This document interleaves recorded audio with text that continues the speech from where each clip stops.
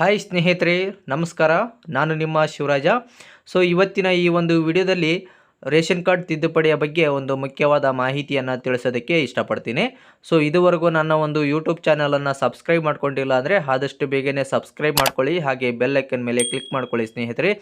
ನಾನು ಮಾಡುವಂತಹ ಪ್ರತಿ ಒಂದು ವಿಡಿಯೋ ನಿಮಗೆ ನೋಟಿಫಿಕೇಷನ್ ಮೂಲಕ ಮೊದಲಾಗಿ ಪಡ್ಕೊಳ್ಬೋದು. ಓಕೆ, ಈಗ ನಿಮಗೆ ಈಗಾಗಲೇ ತಿಳಿದಿರ್ಬೋದು, ಡಿಸೆಂಬರ್ ತಿಂಗಳಲ್ಲಿ 1ನೇ ತಾರೀಕಿನಿಂದ 31ನೇ ತಾರೀಕಿನವರೆಗೆ ರೇಷನ್ ಕಾರ್ಡ್ ತಿದ್ದುಪಡಿ ಓಪನ್ ಆಗಿತ್ತು.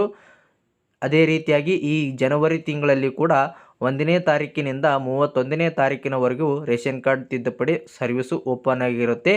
ಅದು ಕೂಡ ಬೆಳಗ್ಗೆ 10 ಗಂಟೆಯಿಂದ ಸಂಜೆ 5 ಗಂಟೆಗೆ. ಓಕೆನಾ. ಇದು ಕೂಡ ಎಲ್ಲ ಜಿಲ್ಲೆಗಳಿಗೆ ಅನ್ವಯವಾಗಿರುತ್ತೆ ಸ್ನೇಹಿತರೆ. ಆದರೆ ಈ ಸರ್ವಿಸು ಕೇವಲ ಗ್ರಾಮ 1, ಕರ್ನಾಟಕ 1 ಹಾಗೂ ಬೆಂಗಳೂರಲ್ಲಿ ಕೇಂದ್ರಗಳಲ್ಲಿ ಮಾತ್ರ ಇರುತ್ತೆ ಸ್ನೇಹಿತರೆ.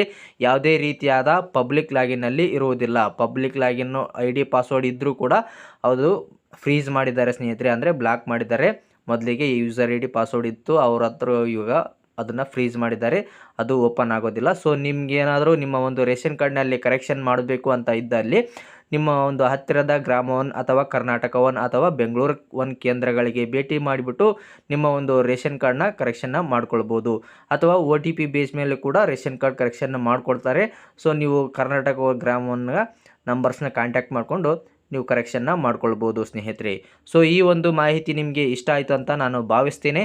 ಈ ಒಂದು ವಿಡಿಯೋ ಇಷ್ಟವಾದಲ್ಲಿ ಲೈಕ್ ಮಾಡಿ, ಶೇರ್ ಮಾಡಿ, ಹಾಗೆ ನನ್ನ ಒಂದು ಯೂಟ್ಯೂಬ್ ಚಾನಲನ್ನು ಸಬ್ಸ್ಕ್ರೈಬ್ ಮಾಡ್ಕೊಳ್ಳಿ ಸ್ನೇಹಿತರೆ. ತುಂಬ ಧನ್ಯವಾದಗಳು.